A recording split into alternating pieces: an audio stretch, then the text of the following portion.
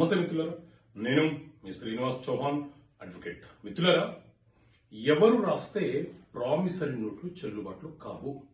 So మిత్రులారా, మన దేశంలో ఇండియన్ కాంట్రాక్ట్ యాక్ట్ అనే చట్టం అమలు ఉన్నది.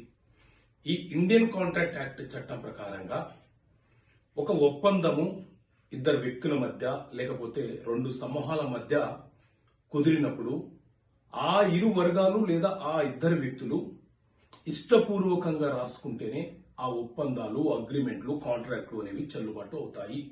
అయితే ఈ ఇండియన్ కాంట్రాక్ట్ యాక్ట్ చట్టం ప్రకారంగా మతి స్థిమితం లేని వాళ్ళు కానీ, మైనర్లు కానీ, తాగుబోతులు కానీ, అలాగే అప్పుల పాలైపోయి అప్పులు తీర్చలేని వ్యక్తులు, కోర్టు ద్వారా దివాళాదారుగా ప్రకటించుకున్నటువంటి వ్యక్తులు ఎవరైతే ఉన్నారో వాళ్ళు రాసే ప్రామిసరీ నోట్లు, అగ్రిమెంట్లు చెల్లుబాట్లు కావు.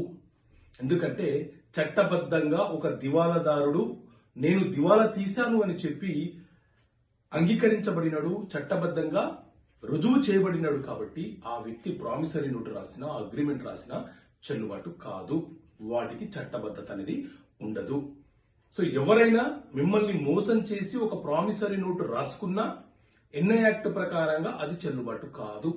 దాన్ని నిరూపించుకునే బాధ్యత మాత్రం ఎవరైతే ప్రామిసరీ నోటు రాశాడని ఆరోపించబడుతున్నాడో ఆ వ్యక్తి నిరూపించుకుంటే అది రద్దు చేయబడుతుంది.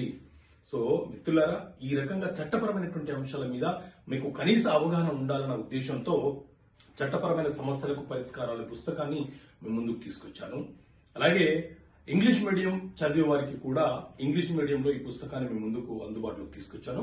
ఈ పుస్తకం కావాలనుకునే వ్యక్తులు ఇక్కడ కనిపిస్తున్న నెంబర్ కాల్ చేసి మా ఆఫీస్ నుంచి పొందవచ్చు. ప్రైస్ GST, పోస్టల్ ఛార్జెస్ తో కలుపుకొని 650 రూపాయలు.